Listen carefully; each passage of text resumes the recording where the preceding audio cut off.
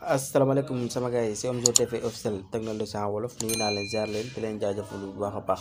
tey nag dañuy ñëw andiwaat leen beneen assist naka ngay nëbbee sa tur wifi masque ka ba kenn ku xamante ne si ne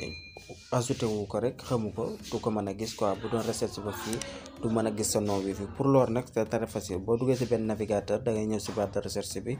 soo ñëwee si barre de recherche bi lan nga bind da ngay def 192 point nga def 168 point nga def 1 nga def point nga def 1 lii nii code bi ngay tapé pour nga mën a am dugg sa modem wifi quoi léegi nga recherche mun recherche dañuy patienté bàyyi mu ñëw patienté quelque temps bàyyi mu chargé wu ñëw modem bi ibbeeku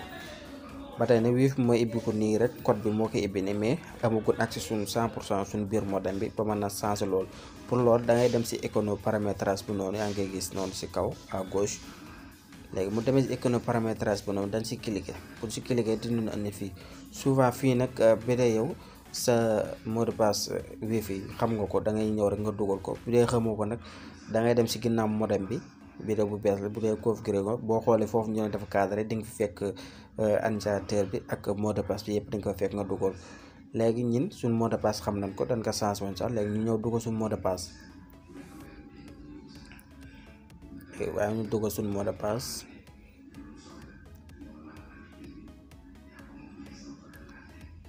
suñu dugalee suñu mot de passe ñu des mu dem léegi chargé tuuti daati wifi modem bi daati ibbeeku léegi modem bi mu ngi ibbeeku dañuy patienté quelque temps mu ibbeeku nii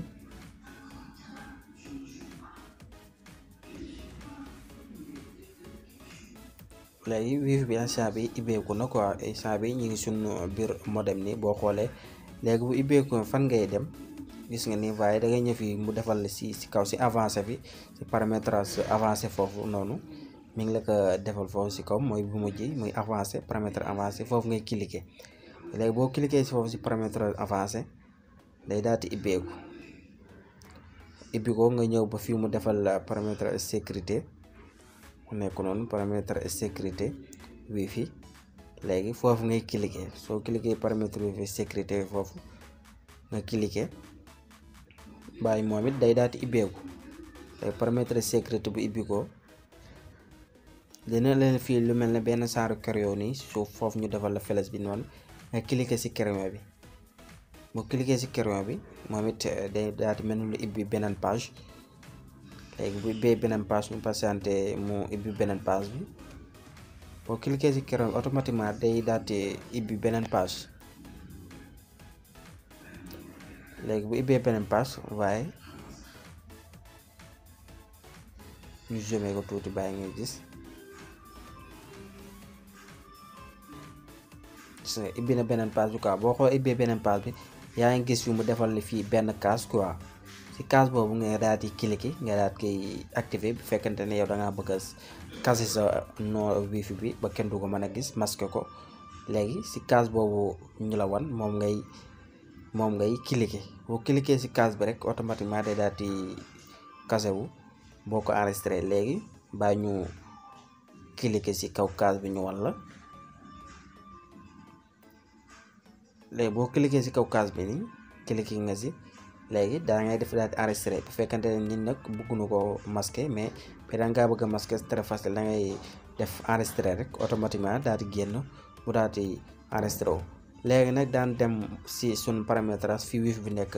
wala par exemple boo ko casé ba pare nag ngay def ba connecté ci bu nit ñëwoon na la jox ma sa mot de passe wifi bi te wifi bi affiché wul téléphone naka ngay def ba mu feeñ ci téléphone bi loolu très facile tamit léegi day jëm ñu dem suñu paramétrage léegi bu day cliquer suñu paramétrage téléphone dem suñu wifi mel na kuy connecté ñu wan la léegi bu ñu cliquer suñu paramétrage ibbi léegi bu suñu paramétrage ibbi ko pardon retour def retour bu suñu paramétrage bi ko day ñëw ci wifi bu ñëwee ci wifi fan ngay ñëw fii mu defal la ajouter un réseau foofu ngay cliquer quoi, ajouter un réseau boobu ngay cliquer. boo si cliquer rek automatiquement danga koy daati mën a am. ñu def ajouter un réseau daati dugal suñ tur wifi comme ni nga ko bindee si wifi bi noonu nga koy bindee quoi. voilà j'espère que ne gars yi astuce bi leer na, woy leen tey abonné tey partage ndax ngeen mën a jot yeneen vidéo. À la prochaine vidéo incha allah.